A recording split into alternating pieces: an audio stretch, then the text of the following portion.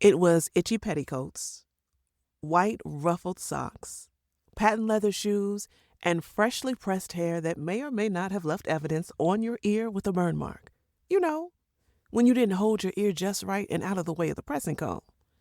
It was rehearsing your Easter speech before bed, because if no one else knew their speech by heart, you had to know yours. It was the overstuffed Easter baskets, not overly stuffed with things, but with the plastic grass that clung to everything it wasn't supposed to, including your new coloring book sitting right there in the basket. It was the rush to get to church on time so we didn't miss any of this year's Easter production, as if it would be any different than the year before. The choir sang, the ushers were decked in their crisp white shirts and black skirts. The fashion show was continuous throughout the service, from regular attenders to holiday drop-ins, and then the pastor would preach, reminding us of the true meaning of Easter. And as a child who was not fond of dress-up or dresses or anything itching her, I was annoyed with all of it. But now, those are core memories that provide me with great joy. I love all of it. Every single itchy, burn-marked, plastic, grass-covered bit of it. But over the past week or so, as I've been preparing my heart for this Easter week, I've been skimming through the Gospels and their individual accounts of the death, burial, and resurrection of Jesus. And something caught my attention. Imagine that, reading the Bible and something catching your attention.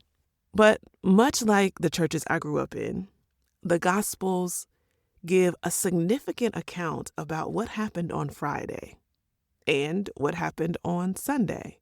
But very little is mentioned about Saturday. And I'm like, yo, what were the disciples doing while they were waiting? I mean, let's be clear. They knew he was going to die because he told them. And he had promised he would return. But what did they do in the in-between? What did Saturday actually feel like for the people who loved him most? Can we talk about it? Hey, y'all. I'm Senecca, and this is Exhaled Hope, where we have real conversations about faith in the middle of the mess. No hype, no guilt, no pretending we have it all together. Just truth that leaves us with real hope.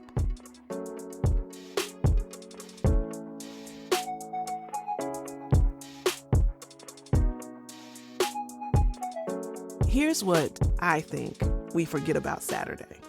I don't know that the disciples were sitting around in hopeful anticipation. They probably weren't lighting candles and worshiping, saying, just hold on, y'all, Sunday's coming. In fact, Luke tells us on the Sabbath, they rested according to the commandment.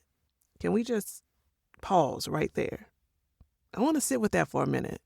It says they rested, not because everything was okay, not because they had answers, but because even in the middle of their grief, even when God felt absent, even when the tomb was sealed, they still honored the commandment. They still showed up for the practice of faith when the presence of faith felt gone.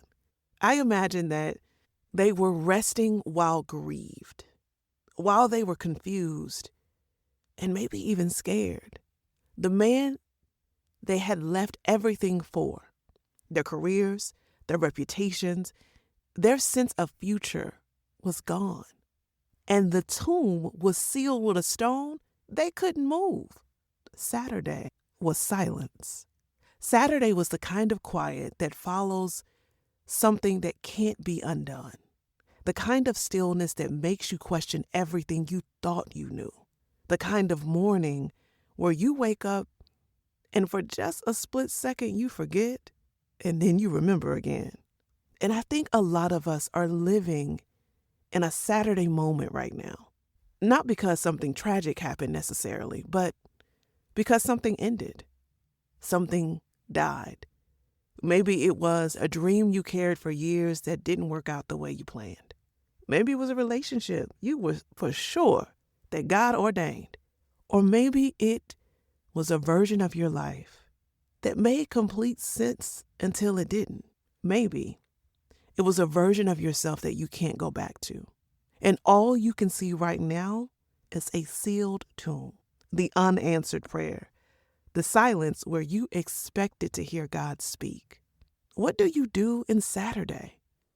Honestly, you rest. You grieve. You stay. You don't move the stone. You trust the one who placed it. Here's what strikes me most about the disciples in the in-between space. They couldn't hold on to the promise of Sunday because nothing in their lives had ever looked like Sunday before. Resurrection wasn't something they had ever seen before. Yes, Jesus had told them that it would happen. But grief is so ghetto, it can make even the clearest promises feel impossible. So they sat in Saturday with nothing but what they could see. And what they could see was a sealed tomb and a God who felt absent. And still, Sunday came. Not because they figured it out, not because they prayed hard enough, not because they held on perfectly. Sunday came because that was always the plan. Because death never had the final word. Because the silence on Saturday was not the absence of God. It was the sacred space where the resurrection was being prepared. I want to say something about the silence because it's something I think we often miss or misread in our situations.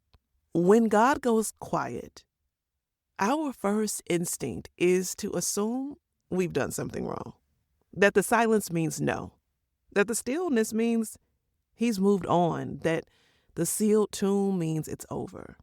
But what if the silence of Saturday was not abandonment? What if it's not a punishment? What if it is simply the sound of something being prepared that you don't yet have the eyes to see? See, resurrection requires death first. Sunday only carries weight because of Friday.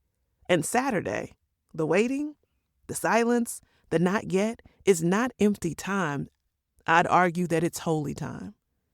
That it is the space between the promise and the fulfillment where God is doing something underground that looks like nothing from the outside, but it is everything from his perspective. The danger of Saturday is trying to rush out of it before he's done, moving the stone yourself before Sunday arrives, walking away from the tomb right before the angel rolls it open. And here's where I've been guilty: declaring the dream dead before the third day comes. Here I go telling my business again. But recently, I've been working on this project, y'all.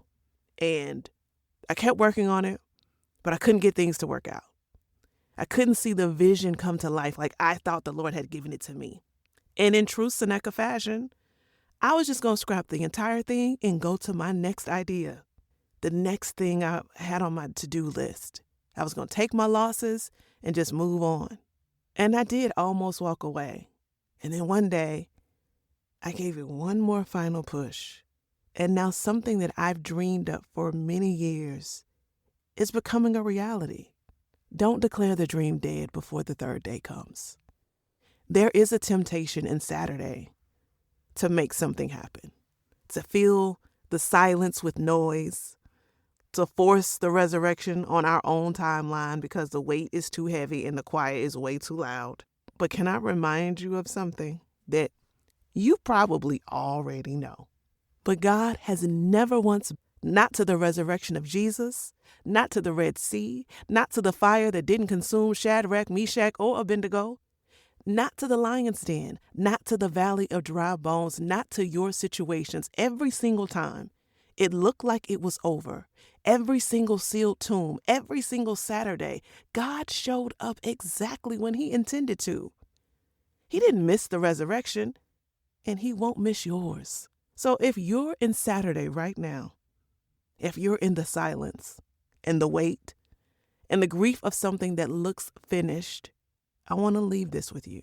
You don't have to understand it to trust it. You don't have to see Sunday to believe it's coming. You just have to stay. Stay in the wait. Stay in the trust. Stay close to the one who sealed the plan before Friday ever came. Because he already knew what Sunday would look like. The disciples woke up Saturday with no idea what was hours away, and Sunday came anyway. Your Sunday is coming. You just don't know which Sunday yet. but he does. And he has never once been late. All right, I want to leave you one other thing. I want to leave you with a question as we close out. I want you to sit with it, journal it, pray through it, whatever feels good to you. What have you been trying to rush out of that God might still be doing something in? Just think about it. Sit with it, journal it, pray through it. And if this episode met you in your Saturday today, you know what I'm about to say? Share it. Someone in your life is sitting at a sealed tomb right now, wondering if God forgot about them. They need to know that the silence isn't the end of the story. Listen, I don't know what the disciples were doing on Saturday, but I have a real good idea that it was pretty quiet. And even in the quiet, God was working. Hey, and before I let you go, this is the final episode of season 1 of Exhaled Hope. And if you've been rocking with me for all 12 episodes, then you know that season 1 has been its own Saturday for me in a lot of ways. Full of becoming, full of trust, full of stepping out with no map and no template.